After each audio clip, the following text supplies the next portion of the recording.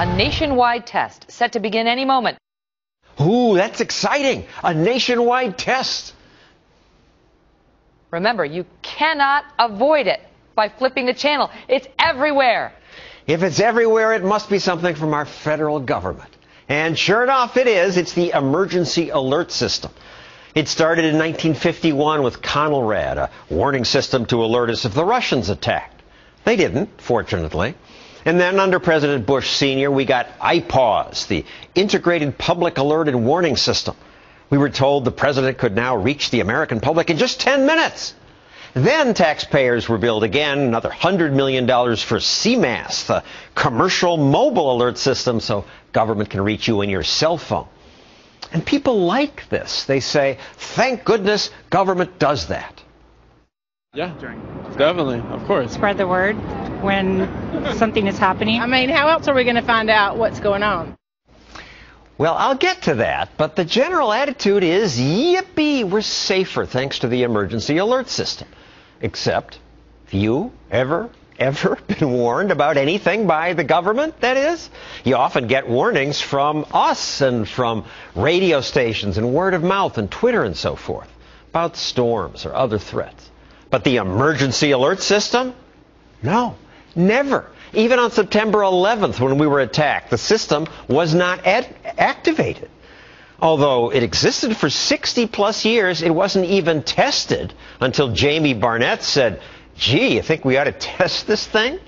And at the time, you were the FCC's Public Safety and Homeland Security Bureau chief. You found out it had never even been tested. John, I was amazed to find out that we had this system. It was part of our national preparedness. It had never been tested. And coming from the Navy as I did, we know that you don't expect what you don't inspect. So I wrote a memo, the chairman Janikowski sent it over to the White House, and that resulted in the test on November 9th, 2011. And we have heard over time these tests coming through from our local TV stations, but that just may be the local station just testing it on its own. That's right. And that actually was where the fallacy was, because I assumed when I came into the FCC that that meant the whole system was being tested. But the tests did happen, and successful?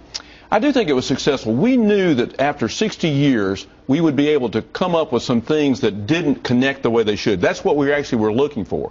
About 90% of the primary entry point stations were able to receive the signal and retransmit it, which is what was supposed to happen. How can you call it successful if it only got to 90% of the main stations? Well, because it was, in fact, to test where the problems were. And to have 90% was not the success. We weren't looking for 100%. We were looking for what are the problems. You call that successful, but this must be some government definition of success, because in the private sector, I think that's what we call a failure. Your nationwide test did happen in 2011. The federal government will be conducting a national test of the emergency alert system. But it didn't go nationwide.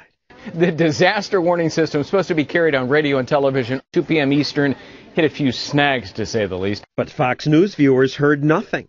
And some people heard this murky announcement. Had this been an actual emergency, the attention signal you just heard. DirecTV cable viewers reported hearing Lady Gaga's song Paparazzi play during the test. So how is that a success if you're hearing Lady Gaga music? You know, my wife is a school teacher. 90% on a test gets an A in her class. But I'll say this. We knew that there would be problems. Good enough for government work. We knew that there would be problems. And that's actually what we wanted to identify. And God loved the people who put Lady Gaga on. That was actually another rule that says you're not supposed to have dead air time. And because of a feedback problem on one of the satellite networks, he actually punched in. We got to put some music on there. Lady Gaga was the benefactor of that. So why do we need this thing? I don't need to know that the president is in charge. I need to know what to do. And I've got a million local media that will tell me. You know, but you can't do it instantly all over the country the way that you can with the emergency alerting system. So the alerting system is not supposed to be follow-on information so much. That's something that I think is a legitimate local news, national news type of function. But look at the earthquake that we had in a couple of years ago in the Mid-Atlantic region, rocketed up and down the East Coast. That was not much damage. But what if it had been? What if it wiped out New York and Washington at the same time? This is a system that's designed to work even when nothing else does. So a lot of your stations would have been knocked off the air, except for these, which have been hard. But how would I have learned about it? You learn about it from your radio and TV stations. That's if right. they're off the air, I wouldn't learn about it. If they're on the air, I'm learning about it now because we're in the news business. Actually, I have a battery-operated radio. People have their cars. That's one of the things about it. So this. But this is I a learn bad on the situa- battery-operated radio, and Anchorman says this happened. We're giving you the news as soon as we get it. And I appreciate This is a that. boondoggle, hundreds of millions of dollars. The government must do that, and once it's spent, you guys never stop. This is a great public-private partnership to make sure that our public remains safe. During Hurricane Sandy here in this area, 12 hours after the storm began, people in my house got this emergency alert on their cell phone. It looked like this, and it said, "Take shelter now." But this was 12 hours into the storm. This is the stupidity of government. And I realize you've left government now, so I'm not personally directing this at you. But you've spent much of your life in government, and this is foolish government thinking, spend the money for second-rate stuff. So here's the thing. You just mentioned what is a local alert, not the national alert system. It is the CMAS system. And one of the things that we have to include in this is training both for our emergency workers and for the people who initiate these warnings. So you're right.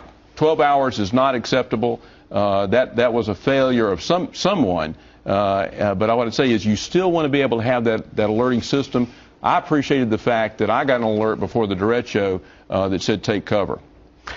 Well, more training. That'll mean more money. Thank you, Jamie Barnett.